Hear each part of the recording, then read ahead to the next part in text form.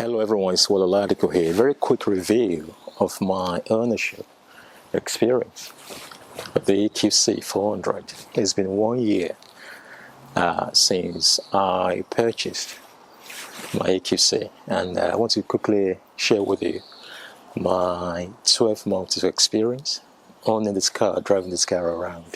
It's done about 10,000 miles, over 10,000 miles actually. So stay with me. I'm going to very quickly review some of the things I found interesting and some of the challenges. And hopefully, if you are trying to make a decision regarding buying the EQC, you'll find this video helpful. Okay, this is the sport version EQC. You can see the styling. This is not the AMG version. And I had the option for the AMG version, but I decided to opt for this because, first of all, the deal was cheaper, and also I kind of like the look without the two strips on the grille that we have in the AMG version. So, but we have the AMG line version that has other options with regards to specs. So you're going to have to choose which one you prefer. I've got a fantastic deal with this, and I'm very happy with it, even 12 months on. Now, if you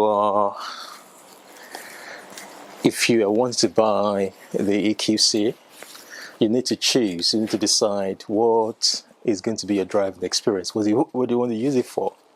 Do you want to use it for a long drive or just day-to-day driving experience? The EQC comes alive, especially with regards to the costing, if you are able to charge it from home. For those of us who travel a lot, charging is not cheap. I mean public charging. And also, more and more electric cars are out there, and many people are queuing right now. We need more charging stations. So you need to think about that. But if your workplace is local and all your trips are local, it's fantastic. Just get yourself a great charging dock. I've got one right here. This has been serving me for the last 1 year. So we've got a long cable. Right now the car is getting charged. The wall box delivers about 6.4 kilowatt hour of battery speed of battery charging, and this is going to get charged up overnight, 80 kilowatt battery hour, and that takes about 10 to 11 hours on flat battery. So whatever you've done, we don't actually charge this every day. We charge maybe once a week if we're just doing local journeys. So it's up to you how you want to what kind of driving experience and driving condition and situation you might find yourself in. So that is that. The boot space. We've never had issues with the boot spaces. We're a family of 5, and we've traveled several times here in this car. It's big enough, about 500 liters, and it's got the underfloor space as well. It's quite impressive if you manage that space very well. You can see those are some of my camera stuff there. So that is that. Yeah, the cover, I don't use that very often, and if you want to release the rear seat, you just press that lever right there, and there's another one over there, but I've got a car seat there. I'm not going to be collapsing that at the moment.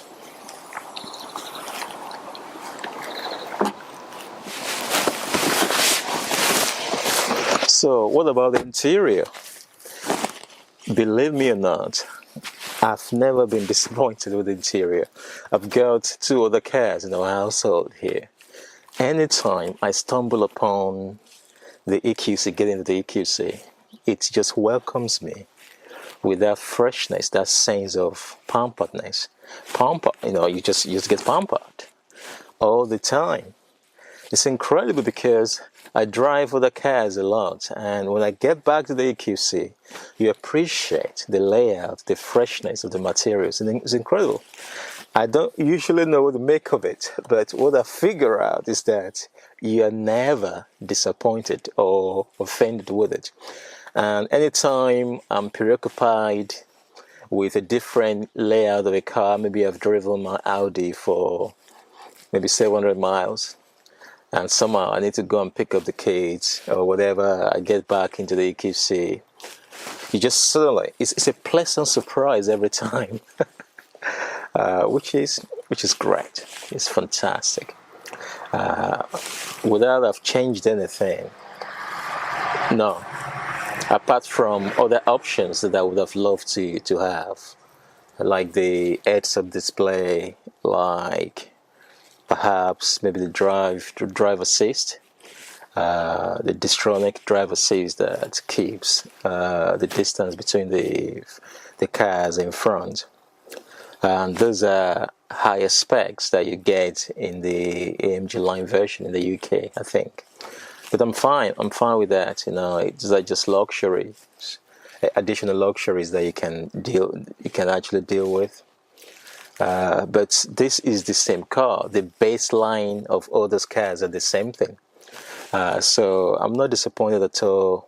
It drives well, and I'm very, very, very, very happy with the way it handles. The steering wheel is responsive, and the car is compact, so that when you drive it on the country roads or around towns and cities, you know what you're doing.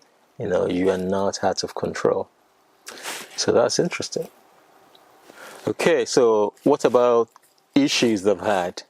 Now, the first issue that I had with this car was after I used this car to carry 4 bikes to one of our summer holidays, and there was a rattle just by the outside, the strip, the strip that where you attach the bike racks to.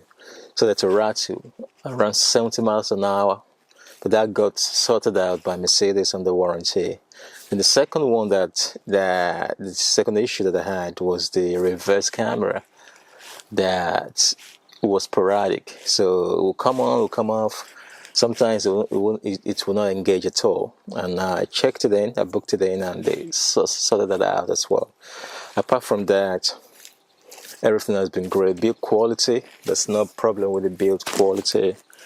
And the choice of materials just makes it to feel very welcome. I've got the Audi A7. It's a nice interior, but you can tell that there's a sense of detachment, between you and the car with regards to the layout, the textures of the layout. But everything in this layout just exudes luxury. It tells you that, look, we want it to feel important. And that is what Mercedes owners, that's what they look for. Mercedes is not perfect, but how it makes you feel will cover all those imperfections. So that's interesting. Okay, what about the range? The range is different. I've moved this car through the winter and through the summer, and I've got different ranges. If the weather is very cold, it affects the battery. But the average range in the summer could be up to like 240, 250, 260, 270, depending on the type of road and the driving condition and how much load you've got in the car. So it's different. But during the winter, the coldest of the winter times, I will probably be getting around 150, 160. Yes. Because it's just ridiculous like that. So something to factor in if you're considering a lot of winter driving. That affects all the electric cars. The manufacturers will not tell you. They will not configure. They will not push out their official range figures using the winter range. They won't do that because it's not good for business. Okay, so let me just share with you right now. If I turn this car on to see what range is giving me right now, and maybe I could retrieve some other some other stuff in the trip computer. Look at that. So from reset, from the time I got this car new, I've done 10,318 miles, and I've done that using 442 hours to do that. That's scary, actually.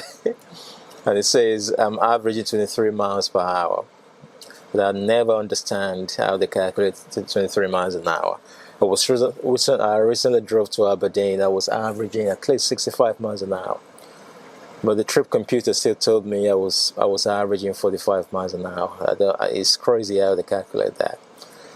Now, look at that, 2.3 miles per kilowatt hour. That is the usage for my battery.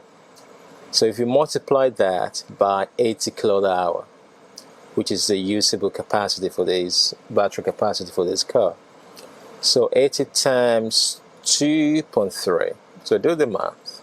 So 160, the half of 80, that's 40. So that's 160 plus 40, that's 200. But I'm dealing with 0.3 here, not 0.5. So maybe we're talking about 180. Maybe 180, 185, the average. And the official range is 255, if I'm correct.